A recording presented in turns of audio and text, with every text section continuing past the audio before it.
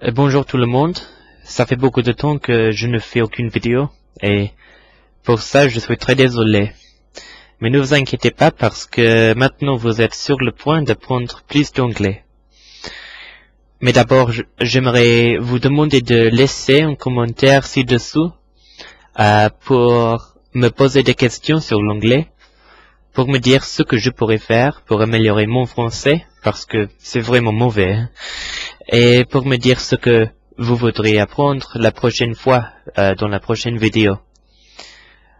Je vais faire plusieurs vidéos sur la conjugaison anglaise. Cette vidéo sera la première vidéo sur la conjugaison. Et d'abord, on va réviser les pronoms personnels. I. You. Il n'y a pas de différence entre tu et vous en anglais. On ne peut pas tutoyer ou vous voyez. He. She. It. Si on parle d'un objet, on utilise it. Il n'y a pas de mot comme ça. En français, on peut dire il, elle ou ce. Mais bon. We, c'est pour dire nous. We. Et finalement, they. They. Si vous avez du mal à prononcer cette phonème, j'ai fait une autre vidéo sur la prononciation. They. C'est impossible d'avancer si vous ne savez encore pas les pronoms.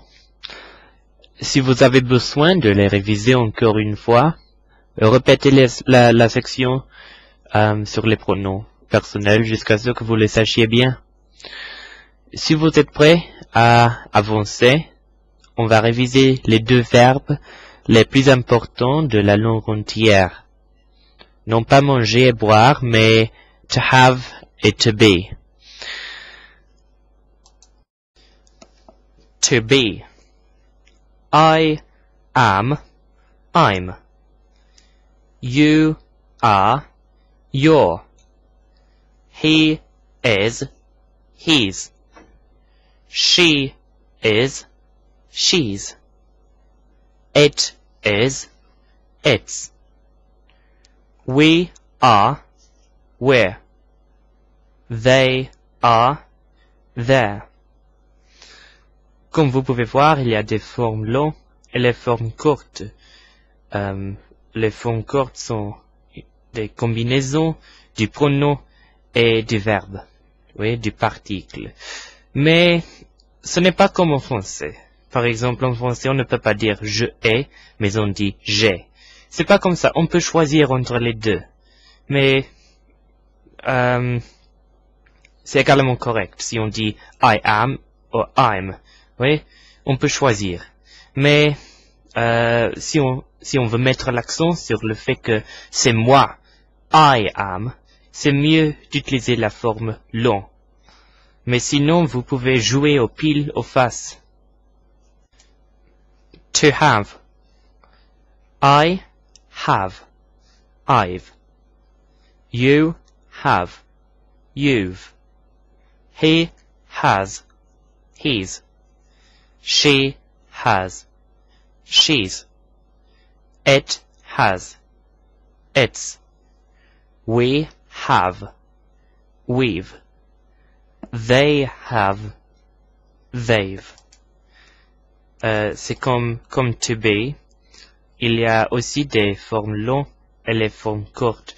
Mais attention aux formes courtes de to have.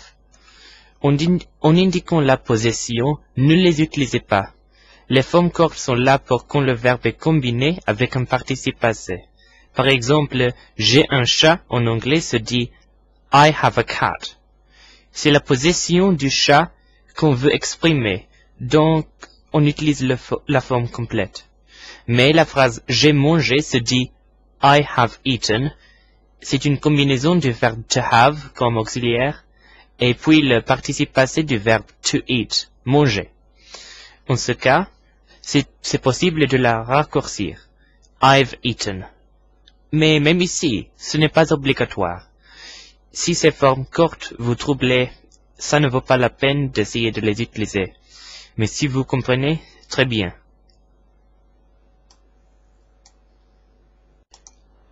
Selon vous, si vous essayez de deviner, combien de verbes y a-t-il en anglais? Il y a des milliers, non? Bon, et maintenant nous en avons appris 2 au présent. To have et to be, n'est-ce pas? Bon, maintenant on va apprendre à conjuguer le reste des verbes anglais au présent. Maintenant, oui. Et je ne plaisante pas, parce que, sauf les 2 verbes qu'on a déjà appris, le reste des verbes, oui, chaque verbe, tous les verbes, sont réguliers. Il n'y a pas d'exception. C'est beaucoup plus facile qu'en français, non? Prenons le verbe pour manger, par exemple. To eat. Regardez. I eat. You eat. We eat. They eat. He eats. She eats. It eats. Chaque verbe de la langue anglaise se conjugue comme ça. Il n'y a pas d'exception, pas du tout. On ajoute le S pour he, she et it, mais c'est tout. Félicitations, vous savez conjuguer tous les verbes anglais au présent. La prochaine fois, on va apprendre à s'exprimer en utilisant le passé composé, pour que vous puissiez raconter ce que vous avez fait pendant les vacances, par exemple. Mais, jusqu'à la prochaine fois, goodbye.